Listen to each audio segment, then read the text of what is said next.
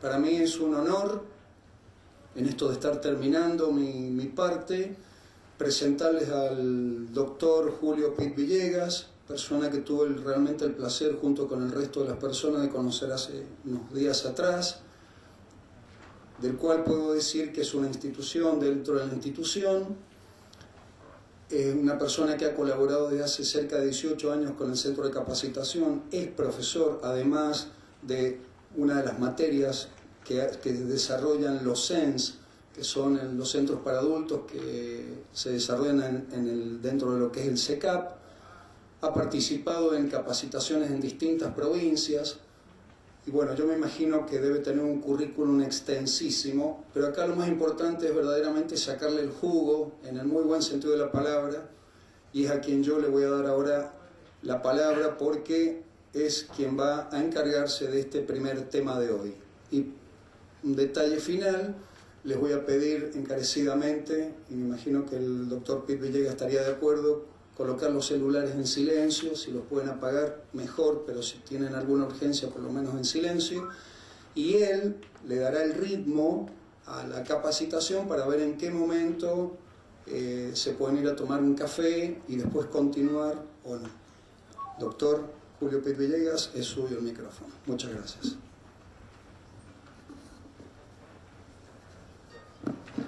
Bueno, en primer lugar es un gusto estar fundamentalmente con mis pares, porque yo trabajo acá en el Senado, como ustedes trabajan. O sea, que en ese esquema somos pares y eso nos da una dinámica especial. Yo acá no vengo a dar una conferencia, si bien el nivel de convocatoria ha sido importante, yo pensaba que era un encuentro, pero acá me dice María Laura, mirá que se va sumando esto, y evidentemente ya hay un grupo bastante importante, pues se inscribieron como 80, ¿no es cierto? 95, así que bueno, y demuestra esto el interés por la cultura legislativa parlamentaria, en el marco de un sistema, lógicamente, que se va asentando, nuestro sistema institucional, nuestra democracia, nuestra forma de gobierno se va consolidando, con lo cual ya es lo normal, como establece la Constitución, el sistema de gobierno en el cual vivimos, más allá de todas las alternativas políticas y la lucha lógica que se da en toda sociedad y comunidad política civilizada. Cuando me presentaron el temario para desarrollar, me pusieron el organigrama del Congreso, el organigrama del Senado, o sea que debía de adentrarme primero en el organigrama del cuerpo. Bueno, pero lógicamente, ¿de dónde surge el organigrama? En su aspecto esencial, sustancial, ¿de dónde surge? Del reglamento. El reglamento es la piedra basal, es como la constitución de un Estado, es la norma suprema que regula la vida de, en este caso, de la Cámara de Senadores. Y vemos que, y tomemos el reglamento, creo que les dieron un reglamento a todos, ¿no es cierto? Bueno, tomemos el reglamento. Ustedes van a ver que todas las instituciones de poder que allí se reflejan están en el reglamento. Si van al título tercero, vayamos al título tercero del reglamento, van a ver que trata sobre la presidencia, las atribuciones y los deberes del presidente. O sea que este organigrama tiene el fundamento en el título tercero. Vemos que existe también presidente provisional, que es una autoridad arreglada tanto por la Constitución como por el reglamento, por supuesto siguiendo la Constitución. Aparte, el reglamento tiene una dimensión constitucional. Tiene una dimensión constitucional porque dice que cada Cámara hará su reglamento. Habla del vicepresidente a secas, una institución de poder de la década del 90, y también habla de un vicepresidente primero, un vicepresidente segundo. que son las autoridades de la Cámara, a diferencia de la Cámara de Diputados, que tiene 3 vicepresidentes y no tiene un vicepresidente a secas. Por supuesto, esta institución también es producto de todo, de la vida política. El vicepresidente no surgió porque sí, ni el presidente provisional surgieron porque sí, ni el presidente, ni el Senado surgió porque sí. Surgió de una atribulada lucha política, porque es una institución humana, una institución de organización. O sea que, como es política, puede llegar a cambiar. Lo que pasa es que algunas la tienen que cambiar la Constitución, con lo cual necesitan el voto de las 2/3 partes para poder reformarla, y las 2/3 partes del reglamento para reformar las otras autoridades. El presidente nato, ustedes saben que es el vicepresidente de la Nación. Después vamos a hablar un poco más detenida en estos temas. Y después tenemos el secretario, los secretarios, las autoridades surgen, ustedes verán, del título primero sobre las sesiones preparatorias, van al artículo 2 del reglamento, y ahí aparecen las autoridades. El vicepresidente a secas, el vicepresidente primero y el vicepresidente segundo. Después, si van al título 4, van a ver los secretarios. Este tema de los secretarios es un tema absolutamente difuso, todavía medio difuso, no crean que está muy claro la acción y funciones de los secretarios. Hay que recurrir a los decretos de presidencia a veces donde enmarca bien la función. Pero en la reforma de diciembre del 2002 ya se aclaró un poco más a partir de una realidad que existía, que era la de los 2 secretarios. Secretario en el texto, ¿no es cierto? Secretario administrativo y secretario parlamentario. Y si van al siguiente título, al 5º, hablan de los prosecretarios.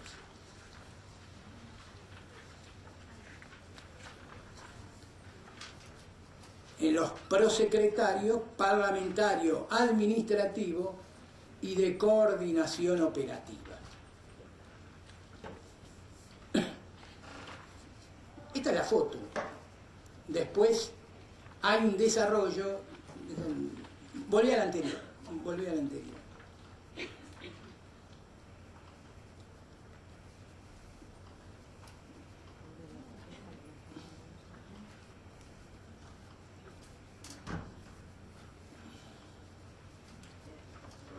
Acá estamos haciendo un paneo general de las estructuras de la Cámara. Al primero, al que estaba puesto.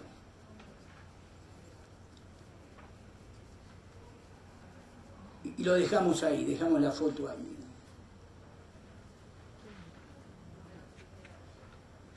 Bueno, mientras le encuentran, el tema, a mí, reducir la charla a este tema, el segundo, el 2, pon el 2, hacer clic en 2. Ahí. Ahora, reducir la charla a explicar el organigrama me parecía que quedaba un poco corto. ¿Por qué quedaba corto?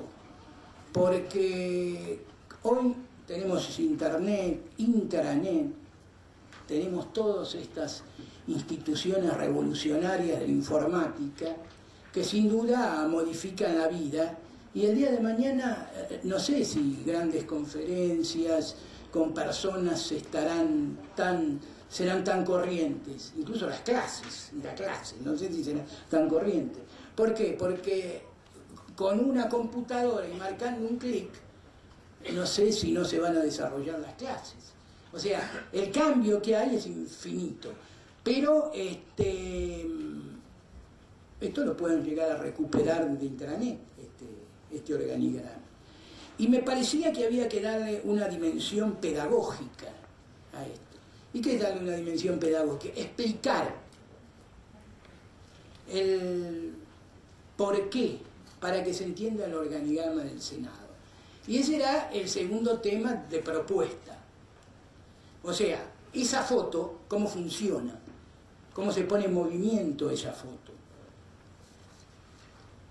Ustedes saben que cualquier organización puede ser analizada de un doble punto de vista, desde su estructura y desde el trámite. La estructura nos da una visión, diremos, general, una división de foto. Y el trámite lo pone en movimiento esa foto. Yo lo que le diría es que copien esta primera estructura. No sé, los que lo tienen, los que no lo tienen, pero cópienlo. ¿Sabe por qué cópienlo? No sé si tienen papel. Si se le dio papel. La tienen ahí. Bueno, está bien, perfecto. Entonces no es necesario. Copiarlo a veces es bueno porque es algo que uno lo hace, lo copia y queda como en la computadora de adentro de uno, ¿no es cierto? Es distinto leerlo. Uno cuando estudia, ¿qué hace? Trata de copiar, no, por favor. ¿Qué hace cuando uno estudia? Trata de copiar, tomar apuntes, etc. Entonces, cópienlo, porque esta es la estructura básica del Senado. Este es un curso que me dicen que es para asesores, nobles asesores. Ahora, iniciamos la exposición con la orgánica. Vamos a continuar con todo este movimiento, todo este funcionamiento de la estructura, el corazón en movimiento, como le dicen, y vamos a hablar también de otro tema importante, que es fundamental, entender por qué y para qué existe el Senado. Los por qué con P mayúscula. ¿Cómo surge esta institución? ¿Cómo se desarrolla? Y entender por qué y para qué existe el Senado nos ayuda a comprender por qué pasó lo del 2001. ¿Se acuerdan eso, que se vayan todos, etcétera? ¿Y qué rol tuvo el Senado? Ustedes no se olviden que una de las chispas que hace saltar todo ese proceso difícil que vivimos, que por supuesto tenía razones sociales y económicas, es aquellos dimes y diretes de una ley laboral, donde un protagonista importante apareció ante la opinión pública, el Senado. ¿Y por qué el Senado? Porque en el imaginario colectivo, a lo mejor el hombre común no sabía bien qué era el Senado, ni menos cómo funciona el Senado, pero tenían esas ideas que en política son los que valen, qué es lo que parece. ¿Y qué aparecía pareciendo el Senado?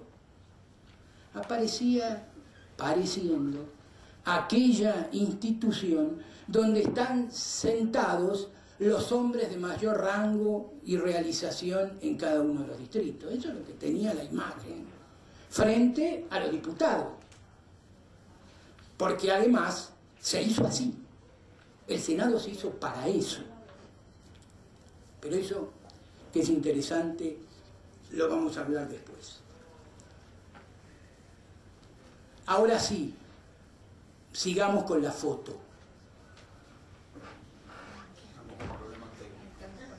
Sí, está bien. Bueno, está bien. Ustedes lo tienen ahí, veo que lo tienen. Claro, lo que pasa es que quería, bueno, analizarlo bien, pero bueno, está bien. No importa, no importa.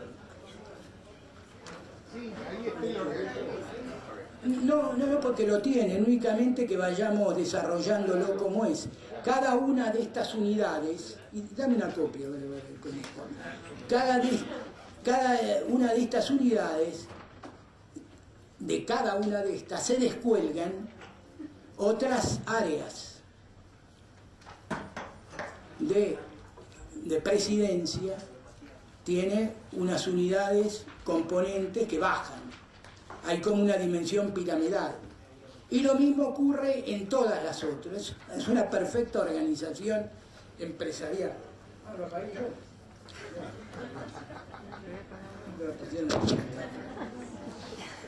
A ver, bueno, ahora lo vamos a ver. A ver. Esto es bueno que lo tengan, los que entran en la casa, los que van a ser asesores, los que son asesores, los que trabajan en un despacho, estos ténganlo, porque es lo que le permiten señalarle al legislador las distintas áreas en las cuales se va a mover, o que ustedes mismos pueden llegar a tener. Si ustedes ven la presidencia en este marco, van a ver que bajan distintos cuadros, distintos elementos que lo componen, distintas áreas que lo componen. Una dirección general de secretaría privada, despacho ceremonial y protocolo. A ver si me pongo acá. Una dirección general de cultura, una dirección general de asuntos jurídicos, una dirección general de relaciones institucionales, Dirección General de Secretaría Privada y Despacho, Auditoría y Control de Gestión y coordinadora del programa Senado Víctor.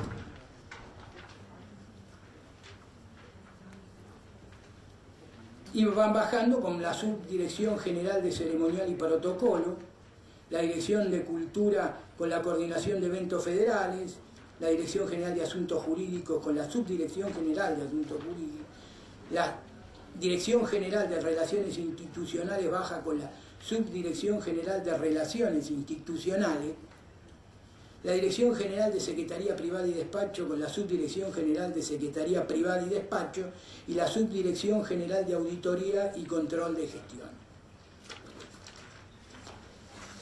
Sin duda se irán publicando las misiones y funciones de cada una de estas. La publicidad de los actos de gobierno lo exigen como un derecho constitucional. Después tenemos la presidencia provisional.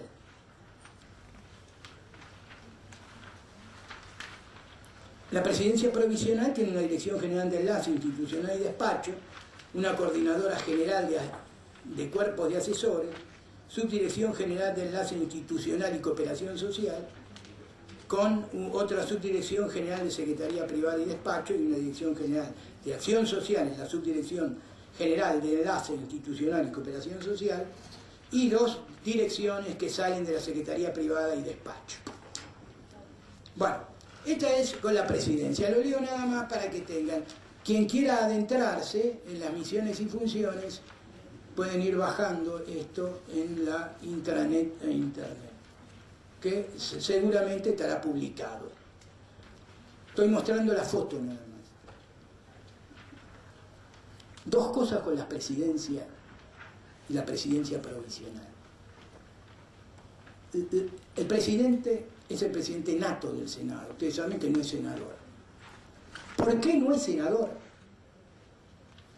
Ustedes saben que el origen de nuestra Constitución, cuando Alberdi hizo las famosas bases y puntos de partida de la Organización Nacional, empezó a buscar y comparar las constituciones habidas. El sistema era nuevo, era novedoso. Había que armar Estados Unidos, los Estados Unidos de América, tenía un país sin apellido, fíjense, no tiene apellido. Estados Unidos de América, expresión mayor de lo que era una confederación, que lo toman de los holandeses, la Confederación de los Países Bajos.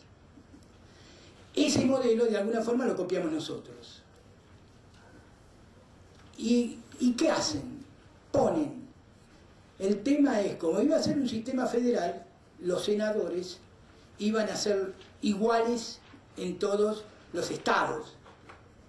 Nosotros como latinos los llamamos provincia, del romano provincere, los romanos tomaron una provincia y como nuestros ancestros son latinos, tomamos provincia. Esas provincias tienen sentados 2 senadores. Después vamos a ver qué significa también más profundamente esto del Senado. 2 senadores, ¿por qué tenían 2 senadores? Porque eran los representantes, no eran representantes del pueblo, venían como representantes de esas unidades componentes. ¿Quién iba a presidir entonces esa Cámara de Senadores? ¿Quién la iba a presidir? ¿Por qué? Porque era ancestralmente, si uno presidía como el presidente es un diputado, pero si lo presidía un senador, ¿qué iba a pasar? Se iba a quedar sin voto.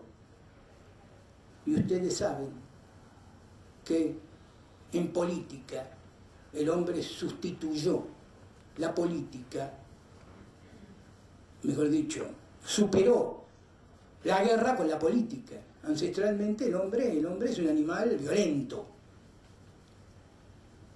y encima es racional, entonces pues es perverso, lo cual no le ocurre con el animal común.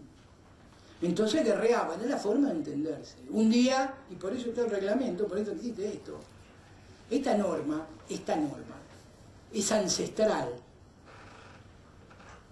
Las normas que hay acá son ancestrales.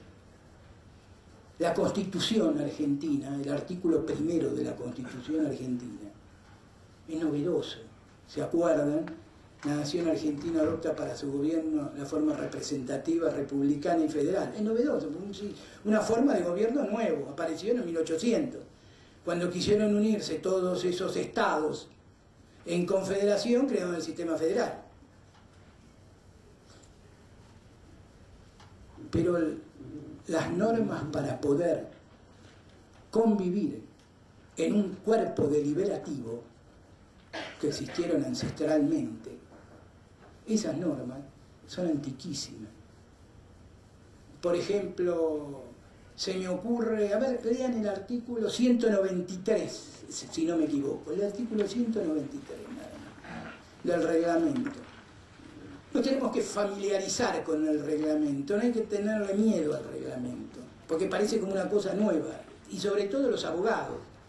Yo, cuando entré acá, creía que, porque sabía la Constitución, y iba a ser ayudante de Derecho Constitucional, ya sentía que sabía todo. Y después me di acá, vi el reglamento y me di cuenta que no sabía nada.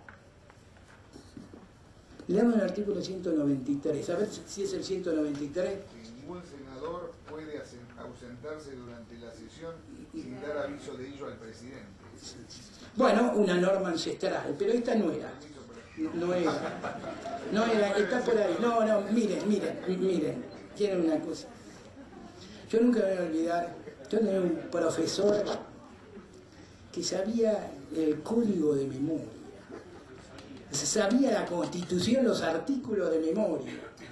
El tipo era un personaje que para colmo siempre estaba bien, era todo un galán, las alumnas lo admiraban, decían, bueno, ellos. Y uno en la fantasía, él quería más o menos ver mi futuro va a ser como él, voy a ¿cómo se llama? Qué bueno sería como él, saberme todos los artículos, saberme todo. Era un poco retraído, pero el hombre tenía sus éxitos con las chicas. Y en la época de adolescente, uno que también quería tener éxito, hacía lo que podía desde ya.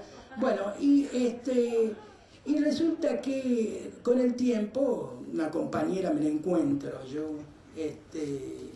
y entonces empezamos a hablar, nos encuentra, empieza a hablar de los profesores, che, ¿te acordás de este? ¿Te acordás del otro? ¿Y te acordás de este, che? Sí, trabaja, no, sí, la mujer trabaja en el juzgado con mi marido. ¿Qué será de la vida? ¿Qué sé yo? Y la mujer, qué bien. ¿Y qué pasó? ¿Y qué sabe? No, le echó la mujer. ¿Lo echó? ¿Pero qué le echó? ¿Por divertido? No, era un aburrido, obsesionado, era un neurótico todo el día con los artículos, le daba bolilla a los chicos, nada. Entonces ese día, por la duda, si quiero memorizar algo, memorizo un poema, alguna cosa así, pero no los artículos. Así que ese... A ver, el artículo era...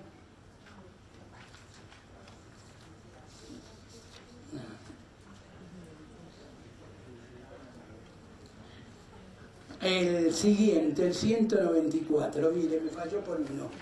A ver, dice, el orador se dirige al presidente o a los senadores en general y evitará en lo posible designar a los miembros de la Cámara por sus nombres.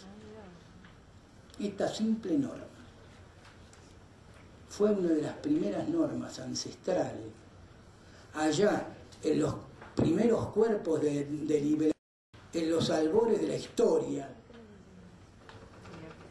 por el cual, para poner un orden a una deliberación, consensuaron que todos se tenían que dirigir, en este caso, al rey, al emperador, al hombre que tenía el poder y que dirigía el debate. Claro, no eran tiempos de división de poderes, todas estas cosas son nuevas. División de poderes, publicidad de los actos de gobierno, idoneidad, como reclamo así en un texto escrito. Todas estas, y desde ya la soberanía del pueblo, son dentro de todo novedosas, son de 300 años acá. No existían. ¿Cómo existía? ¿Cómo era la vida política? Porque el hombre, como animal social que es, necesitaba vivir en comunidad. Y al vivir en comunidad, una de sus realidades era esto de que habían unos que mandaban y otros que obedecían. Claro, en tiempos de esclavitud, Aristóteles, uno de los primeros analistas políticos, lo que hoy serían todos esos analistas que están en televisión, que aparecen, él decía que habían unos, cuando, en la época de los griegos, cuando empezaron a pensar, el hombre empezó a pensar en él, cuando se desvinculó de toda visión mística o suprema que lo envolvía, empezó a pensar de qué era el hombre en el hombre. Una de las cosas que en ciencias sociales empezó a ver es que habían unos hombres que mandaban y otros que obedecían. Fíjense el lenguaje. Claro, hay unos que mandan y que obedecen, pero claro, no hay esclavitud. Ahora son gobernantes y gobernados. Ciudadanos que gobiernan y ciudadanos que son gobernados. Pero bueno, pero en esos tiempos la lucha del poder necesitaba también que ese todopoderoso se reuniese con un consejo de ancianos, como lo quieren llamar, de ancianos, y fíjense, consejo de ancianos. Y ancianos en griego, latín, senux, senex, senador. Si nosotros vamos a la Constitución y lo distinguimos con el diputado, vemos el requisito de la edad. El senador 30 años, el diputado 25 años. Claro, era en esos tiempos, se sancionó la Constitución en 1853. En 1853, tener 30 años era, bueno, haber vivido ya un importante trayecto de la vida. Hoy, con 30 años, están todavía algunos en la adolescencia. Pero bueno, entonces teníamos este tema de, yo tengo escrito acá, pero no me quiero ir, porque a veces me pongo a hablar y me voy del tema y no quiero ir.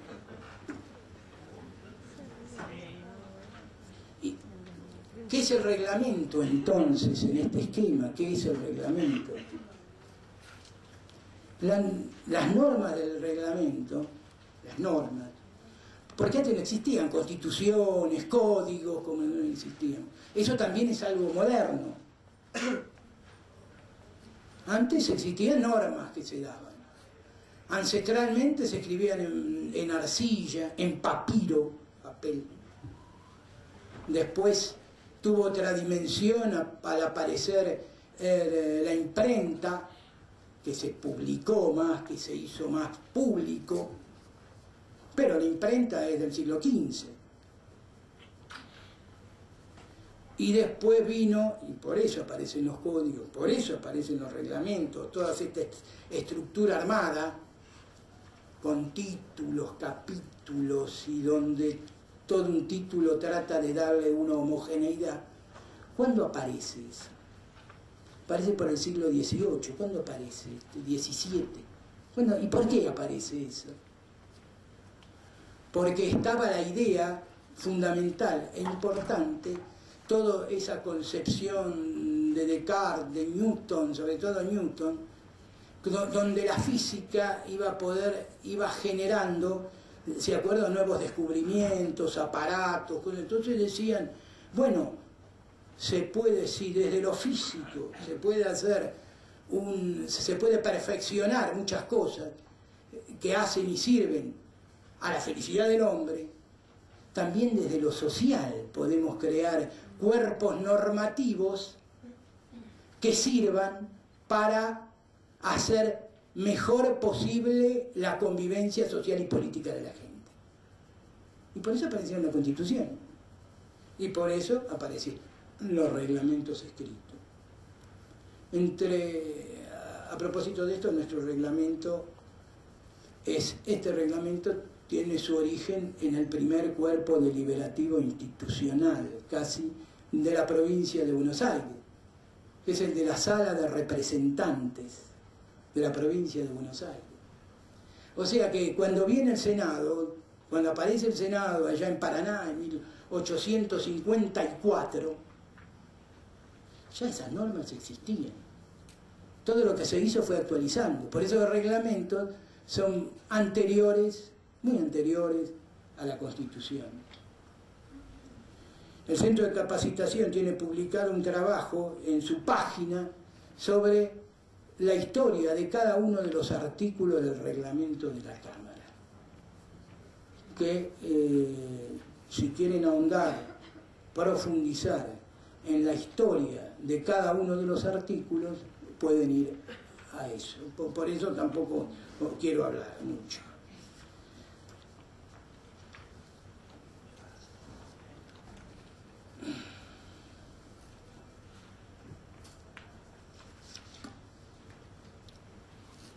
Ahora,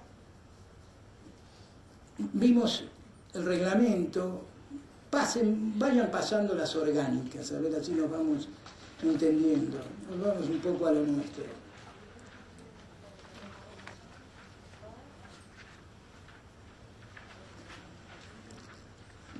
Por ejemplo, la Prosecretaría de Coordinación Operativa, previsión social es un tema importante en la Prosecretaría de Coordinación Operativa, que antes era Acción Social, que era una secretaría que después se bajó a Prosecretaría. Son esas cosas de la política. Porque también la existencia de las prosecretarías tiene un contenido político, coyuntural. Sí. Prosecretaría parlamentaria, con dirección de despacho, una subdirección de despacho. Departamento parlamentario administrativo, división parlamentaria y división administrativa. En ese marco del trabajo parlamentario, que tiene una dimensión administrativa, y el trabajo parlamentario, que tiene una dimensión legislativa propiamente dicha. Ahora, copiado esto que tienen ustedes ahí en el papel, debemos hablar cómo funciona esto, cómo funciona toda esta estructura. ¿Qué es lo que le tiene que interesar a los asesores, la gente que está en los despachos? ¿Qué es lo que tienen que tener presente siempre? De la estructura, la otra mirada de la estructura. Porque esto era la foto. Además es bastante burocrático, complejo, pero ojo que es importante, porque, por ejemplo, como decíamos, en las misiones y funciones se van a ver claramente cómo son las misiones y funciones de cada área. Porque si vamos a tomar el secretario y vamos a compararlo con los prosecretarios, en una primera mirada, ¿qué vamos a decir? ¿Que el prosecretario depende del secretario? Eso es lo que ocurriría en cualquier institución y organismo, pero no ocurre. El reglamento dice que dependen inmediatamente del presidente. Miren, a mí me ocurrió una vez un hecho bastante desgraciado, que hace unos años, que le presté al que me llamó el prosecretario y le pedí, y me pidió una documentación. Yo estoy a cargo del archivo. Es una deuda que tiene el país en la memoria histórica, rescatar ediliciamente el archivo. Esperemos que esta gestión haga algo al respecto.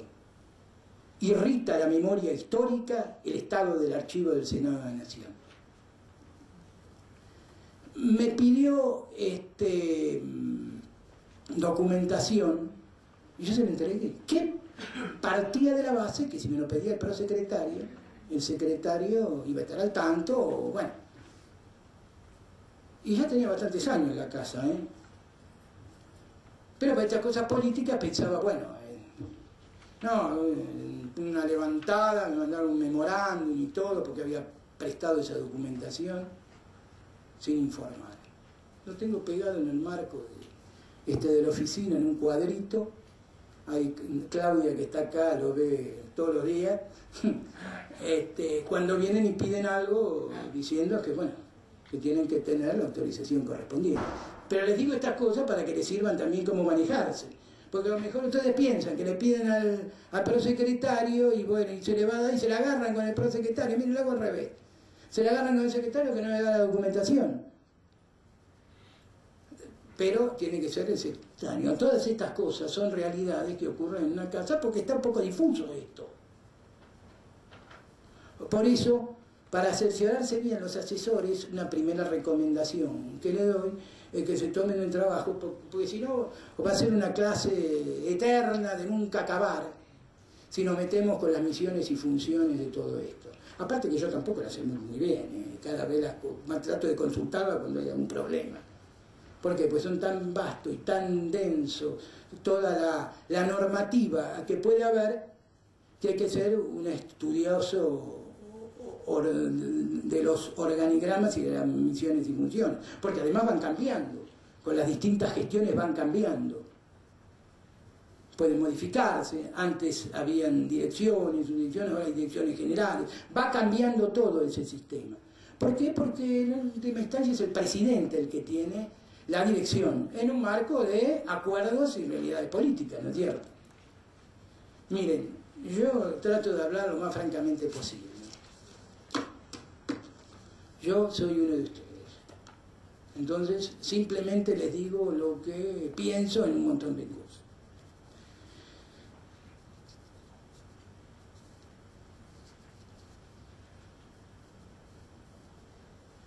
Ahora, de todas formas, esta estructura se parece bastante a las de cualquier organización. Hay un presidente, hay la instancia de poder administrativo, diremos, ¿no?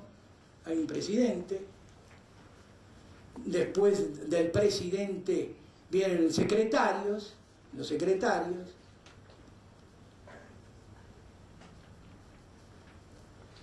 ¿ven? Secretaría parlamentaria, después vienen los directores generales, después vienen los directores, subdirectores, jefes de departamento, divisiones, etc. Esa es la estructura más o menos de poder administrativo burocrático. Se parecen bastante a la organización de cualquier empresa pública, de cualquier empresa privada, de cualquier obra social, sindicato, una estructura administrativa. Y se parecen bastante también a la decisión del poder final. ¿Quién tiene el poder final en el Senado de la Nación? ¿El presidente? ¿El Pleno? Es la sociedad anónima, los accionistas o el directorio de la sociedad anónima. El pleno de la Cámara. Hay un proyecto, fíjense ustedes, tomen el reglamento. Los proyectos, por ejemplo. Los proyectos están tratados. Yo no me quiero meter mucho en esto de los proyectos porque ustedes van a tener una clase sobre los proyectos. Pero como todo sale del reglamento, como todo empieza en el reglamento, fíjense ustedes, vayan al título 10, tramitación de los proyectos.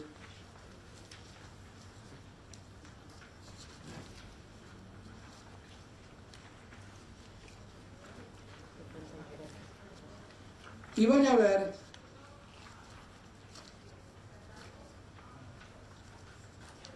presentación y redacción de los proyectos, mejor, el anterior. Y fíjense los proyectos, y ahí habla de las clases de proyectos. Proyectos de ley, proyectos de decreto, proyectos de comunicación, proyectos de declaración, proyectos de resolución. Hay un proyecto que va a distinguir al Senado de los demás.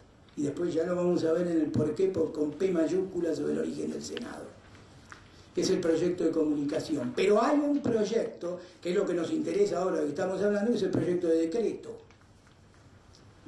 Con un proyecto de decreto el cuerpo puede crear cualquier dependencia administrativa. Ustedes saben que los decretos están muy unidos a la gestión ejecutiva. El presidente de la Cámara, cuando actúa como funcionario ejecutivo, o sea, cuando ejerce la función ejecutiva, o sea, nombra empleado, compra determinado producto, las mesas, las sillas, llama a licitación, actúa como ¿qué? Actúa como un funcionario con la función ejecutiva. Porque las funciones de gobierno, ya que hablamos de la diferencia entre gobierno, gobernantes y gobernadores, las tres funciones de gobierno, desde los albores de la humanidad son tres. La función ejecutiva, ejecutar. La función legislativa, establecer normas para poder convivir. Y la función judicial, la función jurisdiccional, que es aplicar esa norma para ver quién tiene el derecho, que es la función judicial. Son las tres funciones que hay. Eso es eterno, las tres funciones propias de toda actividad de gobierno. Vayan, formen una la asociación de exalumnos, como les digo siempre a los alumnos, y van a tener el presidente, van a nombrar un presidente. Después van a tener una asamblea donde van a hacer un estatuto. ¿Qué es eso? Función legislativa. Y van a tener un comité de disciplina, un tribunal de disciplina para que el que no cumpla esa norma sea el que diga si cumplió o no cumplió la norma, o sea, si aplicó el derecho, la norma, la función judicial. Lo distintivo de estos 300 años para acá, a partir de la doctrina de un francés, el que se descubre, el barón de Secondat, y de Montesquieu se llamaba, era que decía, no, las funciones hay que dividirlas. Unos tendrán el poder ejecutivo, otras tendrán la función legislativa y otros tendrán la función judicial. Esa es la gran... y Montesquieu escribe El espíritu de la ley en 1699, fíjese, todo está por ahí, por el 1700, todo ese gran cambio que hay, ¿no? Y la función ejecutiva la puede realizar el Pleno aprobando un proyecto de decreto. Cuando renuncia un funcionario, un secretario, un prosecretario, ¿ante quién renuncia? Ante el cuerpo. No renuncia ante el presidente. El cuerpo dirá si lo pone o lo saca o no lo saca.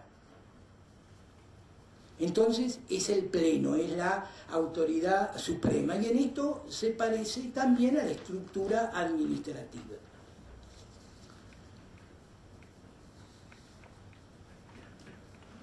Pero hay también, junto a esto, junto a esa estructura administrativa en funcionamiento, porque esto ya estamos hablando que está en funcionamiento, eso no está, no está. Acá sigo a Pérez Bourbon, Fermín Ubertone, que han escrito sobre estos temas, que eran funcionarios de la Cámara de Diputados y otro grupo que han escrito sobre estos temas, o sea, la función administrativa, legislativa y política del Parlamento, de lo que podemos llamar esta foto en movimiento. Pero además tiene otra función, que surge de una estructura legislativa, que tiene, también podemos armar como una pirámide si quieren, donde ponen arriba al presidencia, después a las comisiones y por último a los senadores. Ya la dinámica es otra, ya tiene un mundo especial. A ver, ahí está. Hace presidencia, muy bien. Abajo comisiones,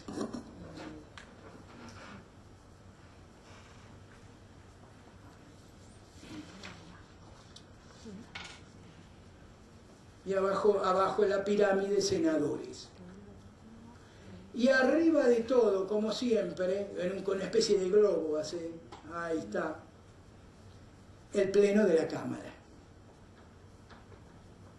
que en última instancia es la que resuelve.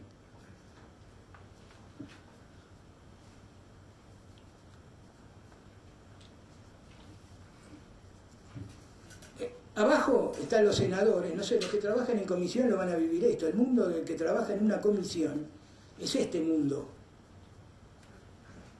No es el otro mundo administrativo, aunque a todos les cabe. Porque si quieren ir a ver un asunto de su legajo personal, ¿a dónde van a ir? A la oficina de personal, a la dirección de personal, Dirección General de Recursos Humanos, de la cual depende. ¿Y de dónde depende eso? En la foto de la Secretaría Administrativa. Pero la vida, la acción, el mundo diario, lo van a desarrollar en este trípode, diremos. Donde lo inferior, ¿quién está? Los senadores. Con su pequeña estructura técnico-administrativa. Las comisiones. Y ahí vayan al título octavo.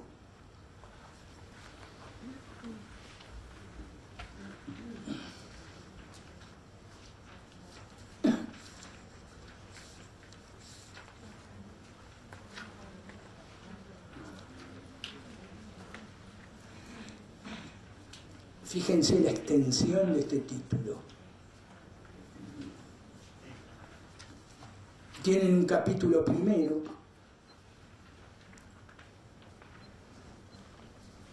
sobre las comisiones permanentes, un capítulo segundo sobre lo que llamamos generalmente, lo llamo yo generalmente para distinguirlo, comisiones transitorias, aquellas que no son permanentes, y un capítulo único a las disposiciones generales. Disposiciones generales para las comisiones. Eso es lo que se tienen que leer bien los asesores y el personal que trabaja en comisiones. Ese es importante, el último capítulo. Bueno, tienen que leer todo, pero ese es el de ellos. Ese es el de ellos, con el que viven ellos, dictamen de mayoría, minoría, etc. Eso es lo que tienen que... Eso es muy importante. Y no me quiero meter con las comisiones porque van a tener, creo, una jornada especial sobre comisiones, ¿no es cierto? Solamente lo menciono. Y lo digo para que trabajen para que lo lean, esto sí tiene que leer. Que sepan bien que es un dictamen de minoría, mayoría, el tema de la votación, si va con dictamen de comisión, si no, los 7 días, todos esos temas que son propios del trabajo de comisión. Porque ¿qué es la comisión en este marco de esta estructura legislativa? Es la productora del servicio propiamente dicho de la función legislativa parlamentaria. La comisión es el corazón del trabajo legislativo. ¿Por qué? Porque desde las comisiones de asesoramiento, que son comisiones de asesoramiento, surgen las normas, esas clases de proyectos de las cuales hablamos.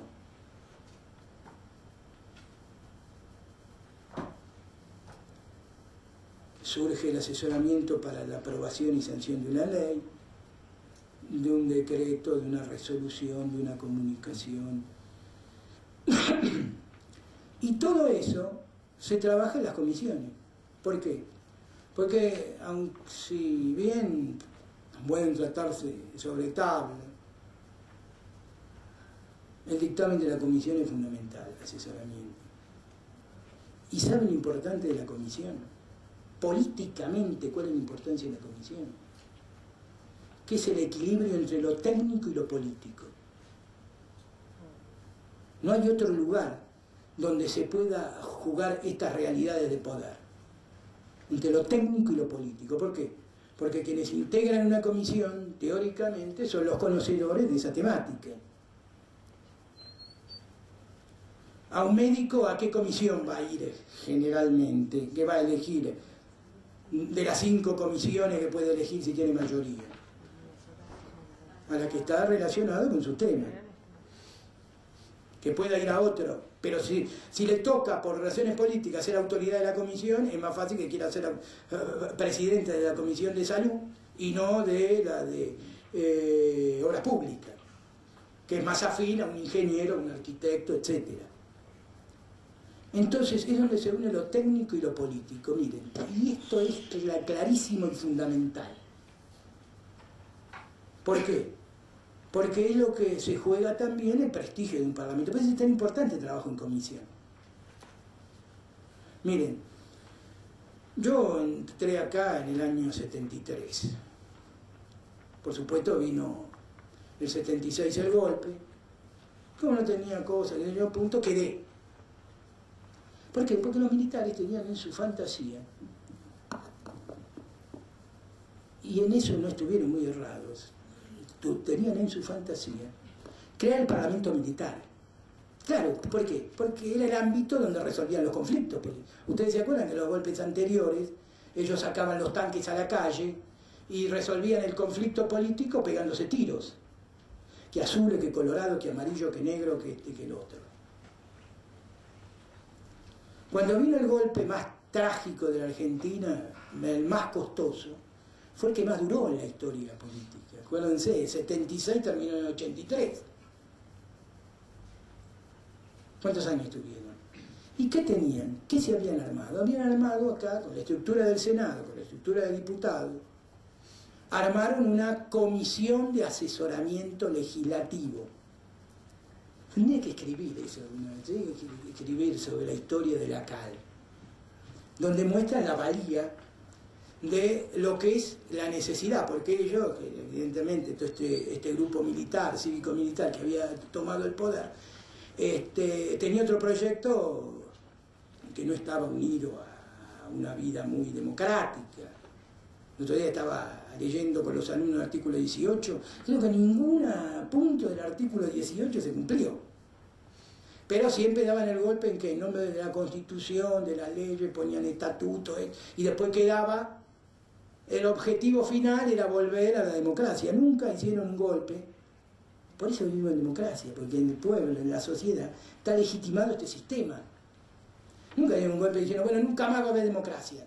Nunca más va a estar el sistema republicano democrático.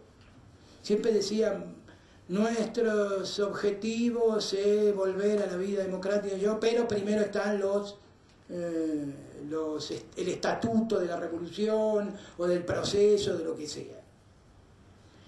En este último, el trágico, por todas las violaciones que vimos, que no voy a repetir porque es lamentable, ellos quisieron formar su parlamento y crearon una comisión de asesoramiento legislativo. Era el lugar donde resolvían sus conflictos de poder. ¿Sí? ¿Se acuerdan las peleas entre Macera y Videla y todos esos líos que tenían entre ellos? Y lo resolvían acá, ahí. ¿Ven el Salón Rosado? Ahí se reunían. Los que son viejos de la casa, que cada vez quedamos menos, se deben de acordar. Ahí se reunían, votaban por fuerza. Y eso le ve la importancia de lo que era buscar un consenso, por eso tenían que buscar el consenso, y duraron con todo el desastre que hicieron. Pero claro, le faltaba el componente de la representación popular, de la legitimidad. Podían llegar a ser una ley técnicamente y entre comillas perfecta, redactada, bien así. Pero al no tener el consenso y la representatividad popular, sufría de una crisis. Es muy triste decirlo, pero toda esa época hizo que viniese el año 2001 y podamos seguir viviendo bajo la vigencia de nuestro sistema y de las normas que establecen la Constitución y las leyes para el trabajamiento del poder en caso de crisis, que es la aplicación de la 2972, que fue la ley de acefalía. Los pueblos aprenden, por eso es importante la historia. Y por eso después nos vamos a referir, después del café o del encuentro afuera, a tomar un poco de aire, nos vamos a referir a esto, pero todavía me falta. Y quiero terminar esta parte. Por eso es importante las comisiones de asesoramiento. El estamento media, con personal técnico e idóneo. Y por último tenemos la presidencia, el estamento superior. Y el pleno de la Cámara, como siempre, es la decisión. Esta es la verdadera máquina de los productos legislativos. Ahora, lo que caracteriza al trabajo legislativo, a diferencia de la empresa, que quien termina el producto en una empresa, ya sea industrial o de servicios, es el escalafón último. Una empresa metalúrgica que hace tornillos. ¿Quién termina el tornillo? El operario último. En una empresa de servicio, ¿quién presta finalmente el servicio de un garage? O de un servicio de seguridad. El que está parado en la esquina, o el que cuida. Aquí, quien finaliza, o sea, la base. Quien termina el producto acá es el pleno de la Cámara. Esto es otra diferencia que hay. Por ejemplo, desde lo legislativo.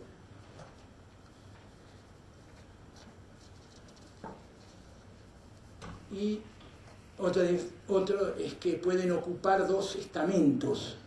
Un senador puede ser miembro de una comisión y presidente, y por supuesto el senador, están en los dos estamentos. También se diferencia con diputados, porque el diputado, acá el presidente de la Cámara no puede ser senador, mientras que en diputado el presidente de la Cámara puede ser un diputado. Ya vimos algo, ¿por qué no puede ser senador el presidente de la Cámara? Y por último, la estructura política, estructura administrativa, estructura legislativa, estructura política. La estructura administrativa y legislativa no agota la totalidad de la tarea y de los empleados de la Cámara. Están los bloques con su personal técnico y administrativo, la cual tiene otra dimensión funcional, si bien está emparentado por lo que dijimos, si quiere pedir licencia, dónde va a ver si tiene días, si le queda o no, va a personal, que es una área administrativa, pero que es otra realidad distinta, que transita por espacios distintos al que puede transitar, o espacios propios, diremos, estamentos propios, del que puede transitar el que está en la oficina de compras, como digo, o el que está en un despacho con un senador. Y por último me voy a referir a lo importante a los estamentos del asesor del legislador. El asesor del legislador tiene como 5 estamentos. La oficina,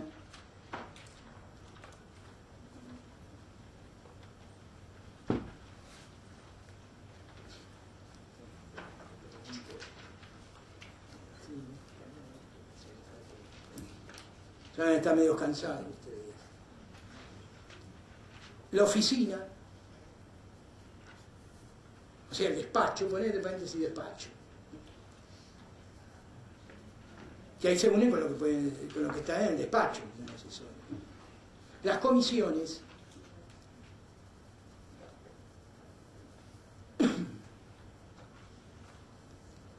el recinto,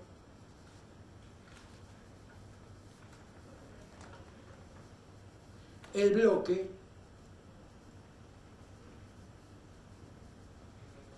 y el distrito.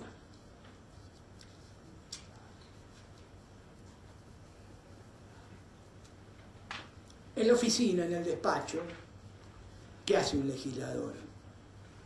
Prepara sus proyectos, recibe a entidades, organizaciones o grupos de presión o de interés que quieren influir en un dictado de un proyecto, que además se los convoca porque le interesa tener una mirada mejor.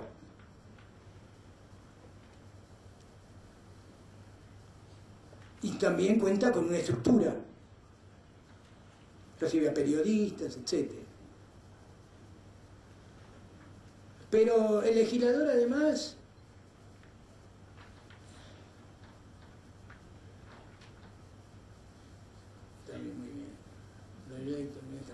comisiones, integra una comisión. Todo senador integra una comisión. Ustedes saben que los senadores pueden integrar hasta 5 comisiones, 15 miembros cada uno. Ahora hay una nueva comisión, hay 25 comisiones. Se dividió la educación con ciencia y tecnología.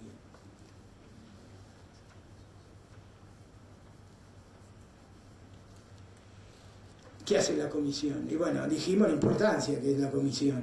Casi no es necesario repetir lo que significa estar en una comisión. Sí. La Comisión de Educación y Cultura. Claro. Bueno, esta comisión ahora estaba antes Ciencia y Tecnología. Lo que pasa es que con la reforma apresurada en lo que se refiere a las comisiones, apresurado por el que se vayan todos, ¿recuerdan? Habían 47 comisiones. Y bueno, el reglamento, la reforma del 2002, fue una reforma bastante importante, ¿eh? O sea, todo esto de intranet, todo esto de audiencias públicas y tantas instituciones que sirven a uno de los requisitos de la democracia republicana, como es la publicidad de los actos de gobierno, la agilización de trámites, etcétera, apareció con la reforma del 2002. Acá Aumendi conoce bien estos temas que se dieron con la reforma del 2002. La cantidad de proyectos, propuestas y cosas que desde la mesa de entrada tenía que trabajar. Y es muy importante esto, el trabajo en comisión, por lo que dijimos. No voy a agregar más. Después tenemos el recinto, otra realidad en la que trabaja en legislación. Ahí en el recinto hace uso de la palabra y vota, las dos más importantes actividades de un legislador, en el cual el reglamento es clave y basta leer y ver con el orden en el uso de la palabra, las votaciones, etc. Es el arma que sustituyó el hombre, como dijimos, la paz de la palabra por la guerra. La munición, el arma es la palabra y la munición es el voto. El arma, la palabra, la munición, el voto. Con eso el hombre, fíjense la importancia fundamental. Hay cosas que nosotros la damos ya por sabidas, que son hitos fundamentales en la historia de la cultura y el desarrollo de la sociedad humana. No nos olvidemos que el hombre era, y yo cada vez que hablo pongo énfasis en estas cosas. Nosotros, el hombre es un animal y dentro de todo estamos viviendo más civilizadamente, pese a todos los escándalos que vemos y las cosas que vemos.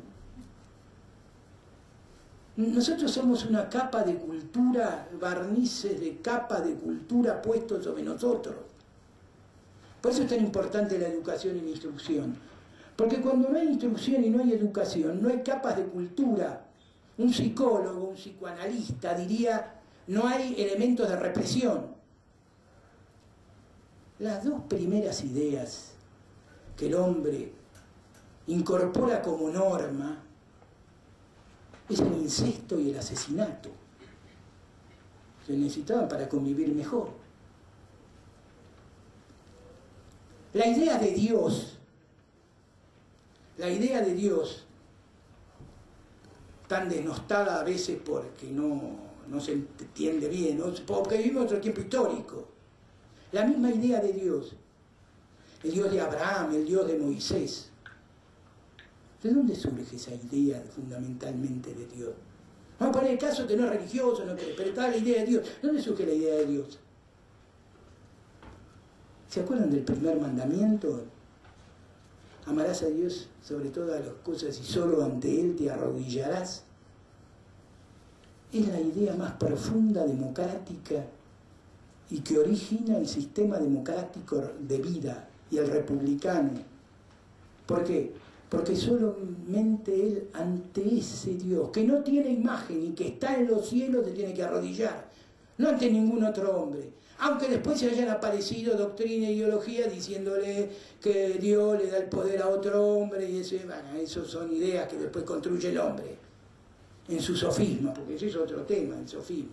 Pese a que los sofistas, como palabra tan denostada, no fueron así los sofistas, porque eran los que enseñaban a hablar, a sustituir el arma, el balín, o la piedra, o el arma que sea de agresión al otro por la palabra. La misma idea de ojo por ojo y diente por diente. Se mataban entre ellos. Y esa idea de ojo por ojo y diente por diente, que algunos la dicen, mire qué antigüedad es una idea revolucionaria y renovadora en la historia de la civilización. ¿Por qué? Porque si te pega una tribu, no hay que matar a otra tribu, hay que pegarle al otro individual al que fue. Y finalmente en nuestro sistema democrático la otra capa de barniz que hace a la vida civilizada de los hombres, que nadie puede hacerse justicia por su propia mano, ni siquiera vale el ojo por ojo ni el diente por diente. Y esa es la idea. Por eso tan criminal fue lo del proceso, tan criminal y cobarde, porque con el poder del Estado no hacemos todos los vivos.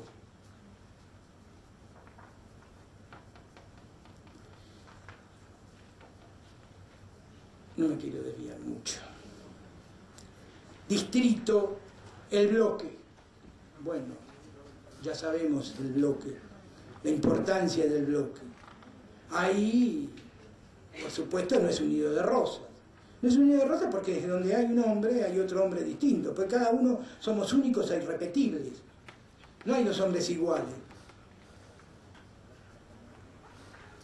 Entonces, como cada uno es único e irrepetible, tenemos todos distintos condicionamientos por historia de vida, por historias personales. ¿Vieron como enseguida empiezan a hablar, a ver cuál es la historia con el padre, con la madre, y cuál es la conflictiva, y ahí trata de... ¿Y por qué son distintos? Porque dos hijos de la misma madre y padre nacieron en tiempos históricos distintos, donde los padres por ahí tenían una historia distinta. Entonces son distintos. Pueden tener afinidad ideológica, está por ahí nomás a veces, lo vemos nosotros todos los días. Pero hay desencuentros porque representan a distritos distintos y tienen intereses esos distritos distintos. También está el trabajo en el bloque. Y el distrito, porque no se olviden que desde nuestra dimensión federal de gobierno, los senadores representan al distrito.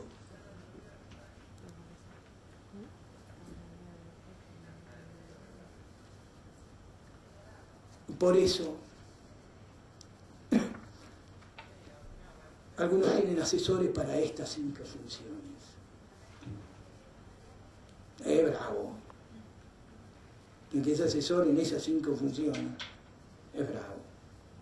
¿Por qué? Porque naturalmente por ahí tiene mejor protagonismo, por condiciones personales, para trabajar en las comisiones que para trabajar con la gente del distrito, por ejemplo. Bueno, vamos a tomar un café y continuamos el porqué con P mayúscula del Senado.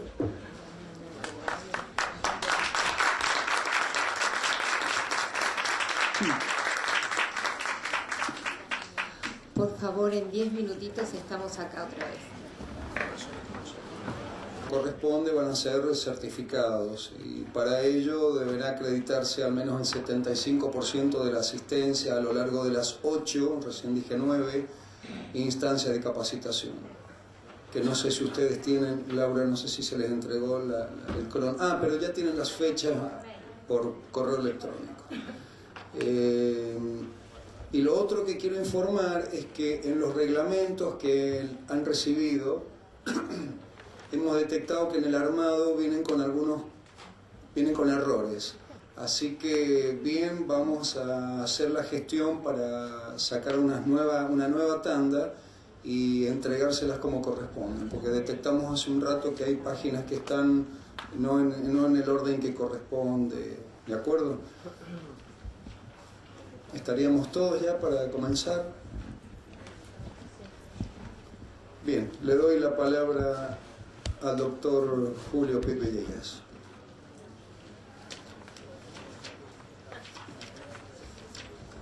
Bueno, hablamos sobre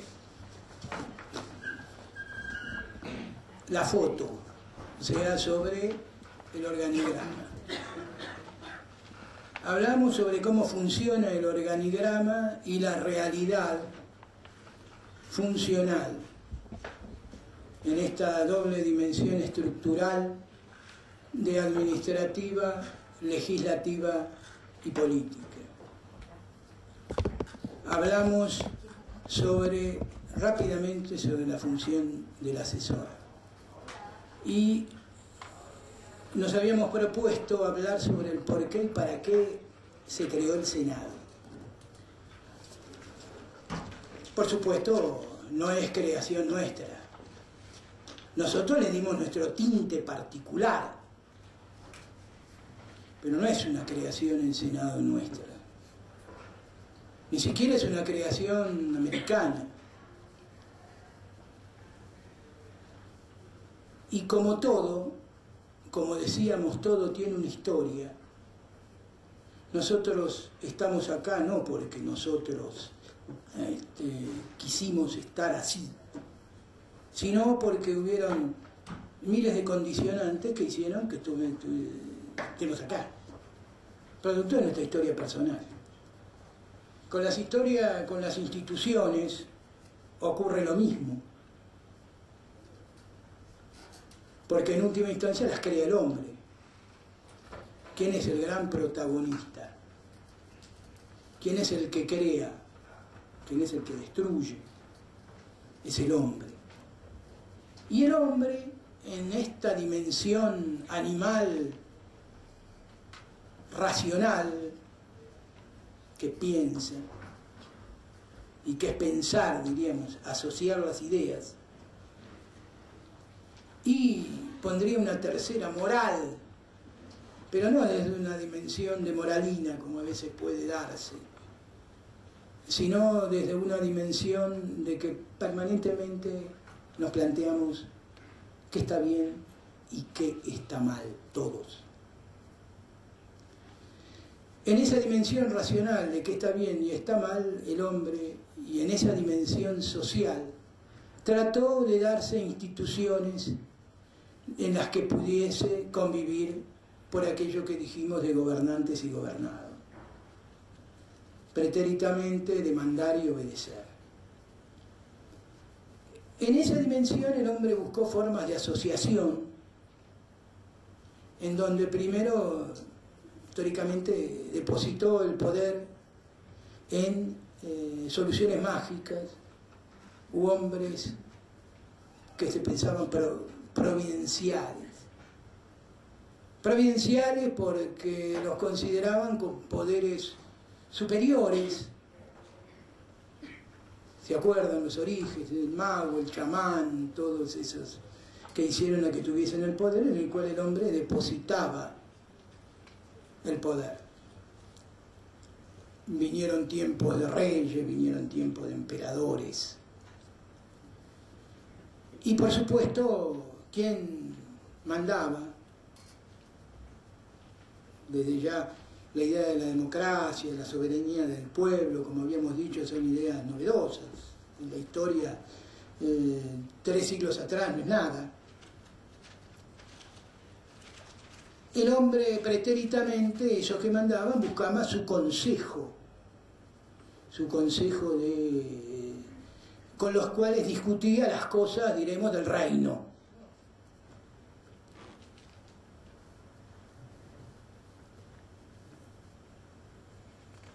Veamos nuestra mirada más o menos occidental, que es la que nosotros estamos. Los imperios, el fabuloso imperio romano,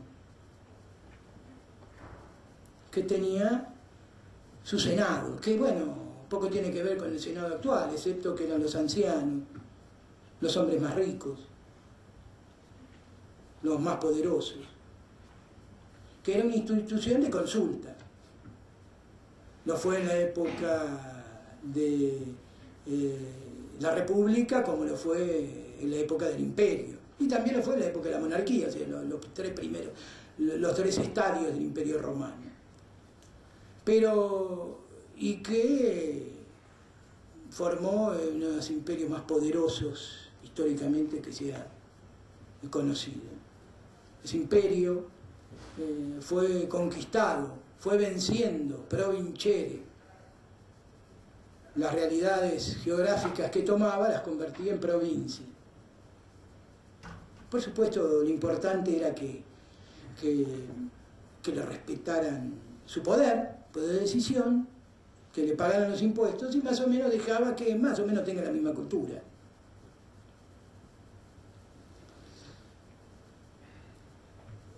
En este estadio nuestro, en lo que nos relaciona a nosotros, el rol protagónico estaría en la España y en lo que es Inglaterra.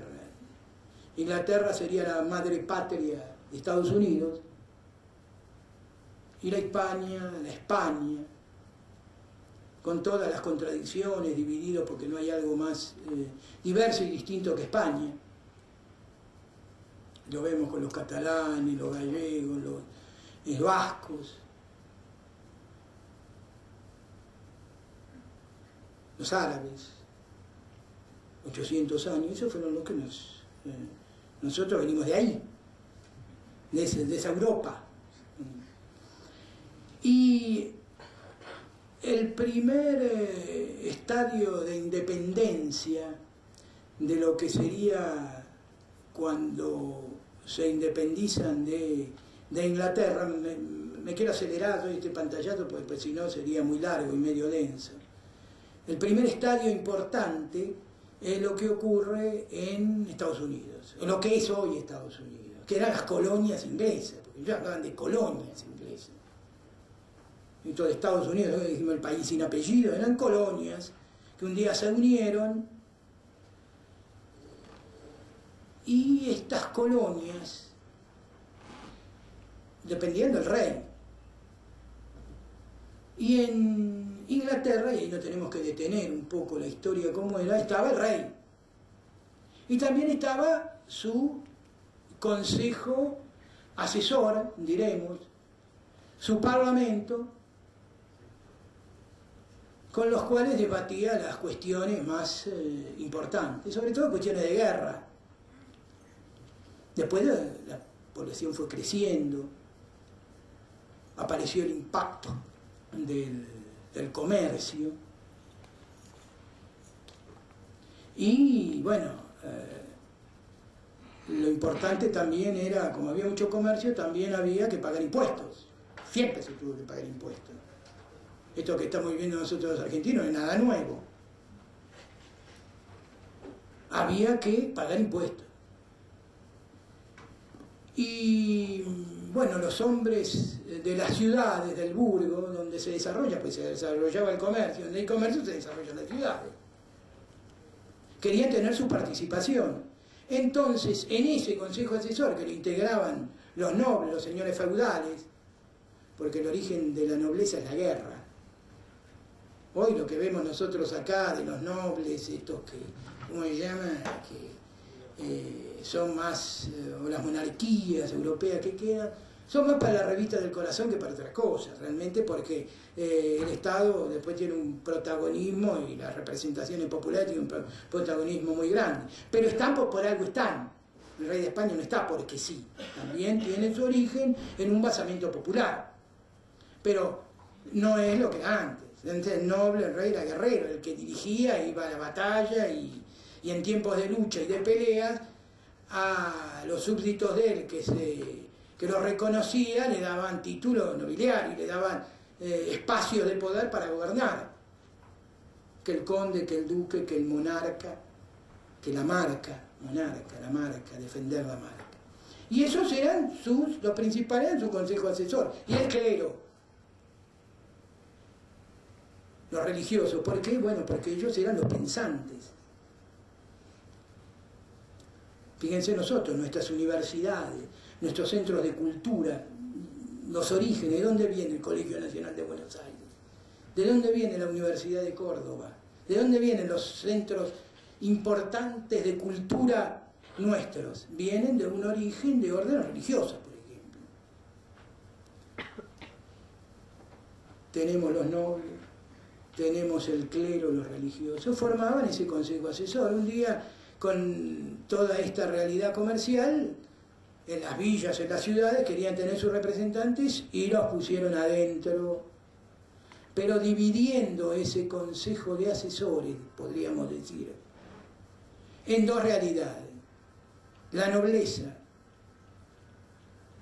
y el clero por un lado, y los hombres del burgo, de las villas, los representantes de las villas, de los villorios de las ciudades por otro.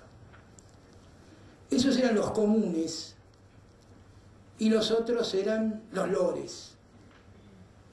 Cámara de los lores y Cámara de los comunes. Esa era la fotografía. Estados Unidos, esa fotografía.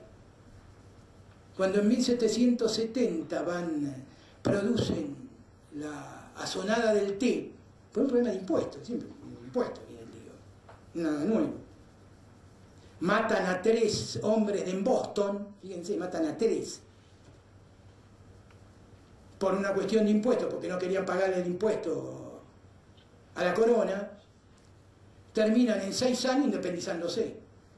Se juntan las colonias y forman una confederación. Claro, confederación. Confederan los estados. Pero claro, ellos lo tomaron de algún lado. Lo tomaron de los holandeses, que tenían los Países Bajos confederados. Y los holandeses tenían un sistema de confederación, tenían sus representantes por distintas ciudades. Y ellos se integraban en un sistema federal. Eran comerciantes los holandeses, eran como ellos, que era el colono americano. O sea, el colono inglés que vivía en América, ¿qué era ese?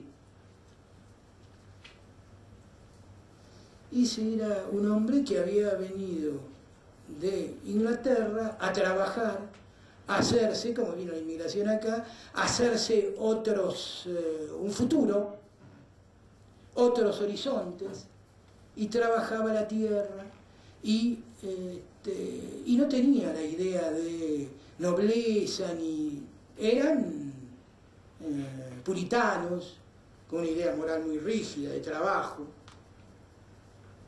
eran, no creían, como dije, en la nobleza, creían en la igualdad, trabajaban en cooperativas. Hay una película, El Patriota, ¿se acuerdan ustedes? Cómo era que él se revela en una asamblea de un estado, ¿se acuerdan? Iba a la guerra, y era un puritano con su familia, todo normal, imagen de una película que, bueno, pero no es la radiografía histórica, pero da pautas a ideas de cómo era. Y buscan ese sistema, entonces crean un sistema federal de gobierno. Por supuesto, no creen ni en monarcas, ni en reyes, ni nada. Entonces, ¿qué hacen? Crean la figura presidencial. El rey elegido por el pueblo. ¿Tiene la Constitución ahí? No tiene. El artículo 87 de nuestra Constitución, que dice, si no me equivoco, a ver el 87, a ver si me pasa lo del profesor. 87. Bueno, dice, un ciudadano de la nación argentina será investido del poder legislativo de la nación, un ciudadano, del poder ejecutivo. Poder ejecutivo es uno solo, es un rey constitucional. Como el rey lo elegía el cuerpo de notables, o para eludir presiones de la iglesia, creaban la figura del heredero mayor, y para conservar el poder, el mayor, el primogénito, era el heredero. 87, miren, si le acerté. Lo instituyeron como presidente. Convirtieron el rey en presidente, y nosotros tomamos ese modelo. Pero eran amantes también de la república, de los republicanos, y vieron cómo adaptamos este parlamento que tienen, cómo hacemos. Lores, no queremos saber nada de lores, de nobleza, no querían saber nada de eso. Pero crearon la Cámara de los Ancianos, la Cámara de Senadores. ¿Y quién elegía a esos senadores? Un grupo de electores. ¿Ven en Estados Unidos la elección de senadores por elector? Como era antes acá. Nosotros teníamos hasta la reforma constitucional por electores. Elegíamos a lo que iban a elegir. Una Cámara de notables sin título nobiliario, diríamos.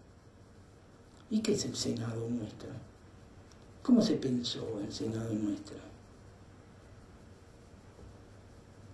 ¿Ustedes saben que uno de los requisitos para ser senador es ganar 2.000 pesos fuertes? Requisito para ser senador. Y la reforma del 94 no lo sacó.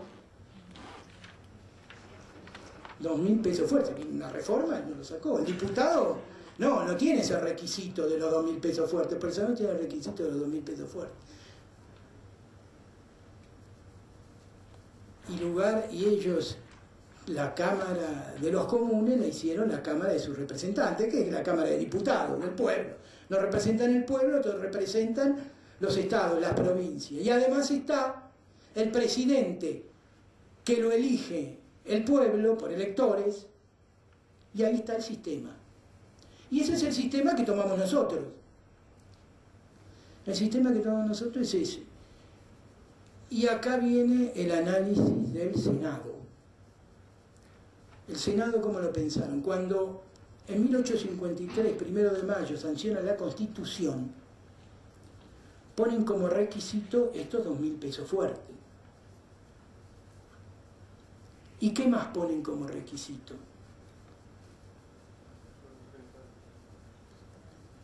Que tenga un protagonismo importante, social, en la provincia, de hecho. El senador era otra cosa, era un cuerpo de notables sin título nobiliario, más o menos. Eso era lo que quería. Notables con plata, que es el nuevo título nobiliario del sistema capitalista. Pues el título nobiliario del sistema capitalista. ¿Qué es lo que piensa? Ah, si tiene plata, entonces sí. Y bueno, eso embargó a todos, a las monarquías, a todo. No hay monarquías muy puras ahora de título nobiliario. Vaya a hacer un recuento del futuro rey de España, lo de Holanda, una Argentina nuestra, por ejemplo. Son otras realidades que tienen, pero en esos tiempos era importante. Entonces, ¿y por qué la Cámara de Notables tenía que ser? En 1789 se produce en Francia la Revolución Francesa. Le cortan la cabeza al rey, finalmente. Eliminan, crean la asamblea, la convención, la asamblea del pueblo, y levantan el grito cultural más revolucionario del siglo. Es una gran revolución cultural. Los ingleses dicen que es el fracaso más glorioso de la historia. ¿Cuál es la bandera de la Revolución Francesa? Libertad, igualdad y fraternidad. Esa es la bandera. Por supuesto, ¿por qué dicen que es el fracaso más glorioso de la historia? Porque ¿en qué terminó esa revolución? En un burgués emperador. Ellos dicen, nosotros no necesitamos andar cortando cabezas. Pues después se acuerdan de Danton, Robespierre, todo ese tema que se terminaron matando entre todos, no quedó ninguno, claro. Buscaban tanto purito ideológico. Parecían las extrema izquierda y derechas en la Argentina. Tanto purito ideológico que al final se mataban entre todos. ¿Y qué ocurrió finalmente? Finalmente asustó a las clases más poderosas económicamente. Entonces, ¿qué hicieron? El Senado no solo iba a ser una cámara legislativa, iba a ser una cámara social, un consejo de Estado. Cuando en 1853 se sanciona la Constitución, teníamos 2 senadores por distrito. ¿Cuántos distritos habían? 14, 28. Se podían sentar en una mesa larga. Un consejo de Estado, perfecto.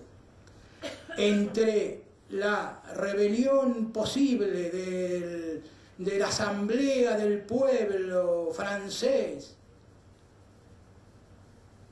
y el unicato del Ejecutivo, ahí estaba esa cámara de notables frenando eso. ¿Y qué le pusieron? ¿Qué condiciones le pusieron? ¿Cómo armaron esa cámara de notables? ¿Qué funciones le dieron al Senado? A esos patricios, digamos. Frente a la anarquía, que queremos un solo poder ejecutivo bien fuerte. ¿Por qué? Porque claro, no he tenido experiencias desagradables nosotros. Necesitan un poder ejecutivo, primer triunvirato, segundo triunvirato, se pelean entre todos, qué sé yo. Miren, acá lo único importante es crear un poder fuerte. Algunos quisieron hacer una monarquía parlamentaria, pero no terminó cuajando. Una monarquía un parlamento que controla al monarca, que fue lo que pasó en Inglaterra en 1688. La revolución inglesa en 1688, la que ellos consideran que es la revolución más gloriosa, lo que hicieron fue, el parlamento le ponía límites al rey. Entonces el rey, los proyectos importantes de impuestos y todo lo demás no podían entrar por la Cámara de los Lores, sino por la Cámara de los Comunes. Como Cámara iniciadora, después lo van a ver, tiene prioridad en un empate de votación con la otra Cámara. Y ahí es donde buscaban ese límite, a esa posibilidad que se entienda el unicato presidencial con la Cámara de Diputados. Y ahí estaba. ¿Y qué le hicieron? Le dijeron, mire, en primer lugar, usted no puede nombrar determinado funcionario si no tiene el acuerdo de los notables del Senado. Hay una comisión de acuerdo. El segundo tema que se trata en una sesión son los acuerdos. Vienen homenajes y acuerdos enseguida. ¿Y acuerdo qué es? Es decir, le pueden decir que no al nombramiento de jueces federales, miembros de la Corte Suprema. Le pueden decir que no a los máximos representantes que quiere poner el presidente en el exterior. Y le puede decir que no a las máximas autoridades en cada una de las cámaras, en cada una de las Fuerzas Armadas, de capitán de navío para arriba, que es una institución importante en la Armada. O sea, los que van a tener poder realmente en cada una de las armas. Comodoro para arriba, coronel para arriba. Los poderes. Me dijeron que no. Si el Senado te dice que no, no puede. Va a haber un vicepresidente. El vicepresidente mandó a lo que preside el Senado.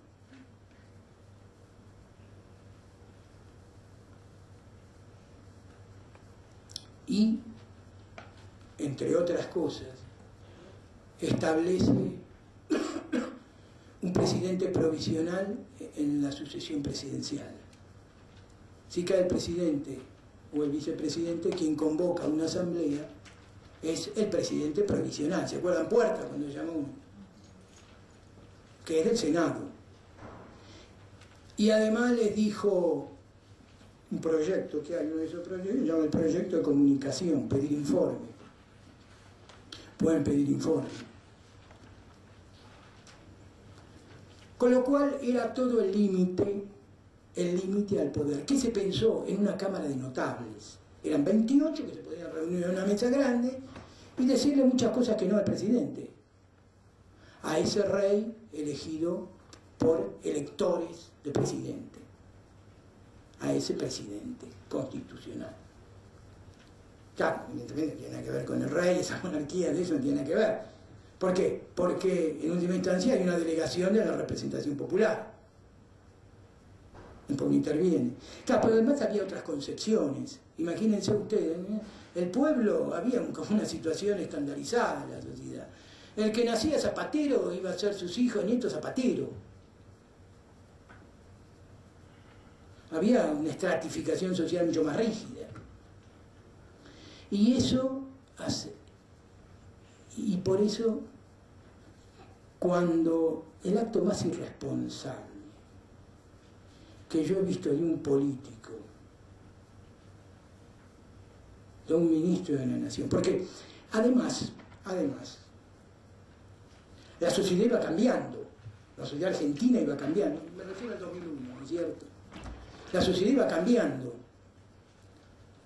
Imagínense, en 1940 aparecen ya el protagonismo fuerte desde el poder con Perón de los sectores del trabajo, los sindicatos, no sé, impensado.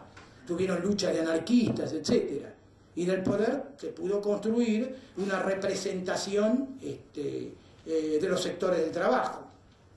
Y esas corporaciones del trabajo, a partir de eso, cumplieron un rol sociológico fundamental en nuestra historia. Y fíjense que 50 años que el protagonismo de la clase trabajadora, o por lo menos de los dirigentes de la clase trabajadora, no quiero ser tan optimista, el compromiso eso hice que, bueno, marque la realidad y el humor de la vida política.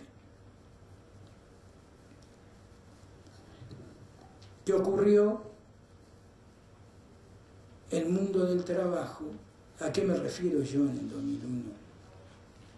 Cuando el líder de la corporación trabajadora o de un importantísimo sector de el mundo del trabajo dijo para los notables, esa es la lectura verdadera que hay que hacer, para los patricios del sistema, para los que controlan el poder, tengo la Banelco, el acto más irresponsable de la vida política. ¿Por qué? Tenga la lectura. ¿Qué había, como decía, en el imaginario popular? ¿Qué era el Senado? En lugar de los notables. Se podía sobornar al Senado, y bueno, fue uno de los disparadores de la crisis institucional del 2001. No fue eso, que las condiciones sociales habían cambiado. Cambiaron por muchas razones, la idea del fracaso de un modelo económico que apuntó a la producción y no a la especulación, más o menos, como si vendiésemos toda la propiedad y encima nos endeudamos. Había que terminar mal de alguna forma, en una fantasía. Finalmente una fantasía, con una coyuntura internacional absolutamente desfavorable. Eso es lo social, pero desde el punto de vista institucional,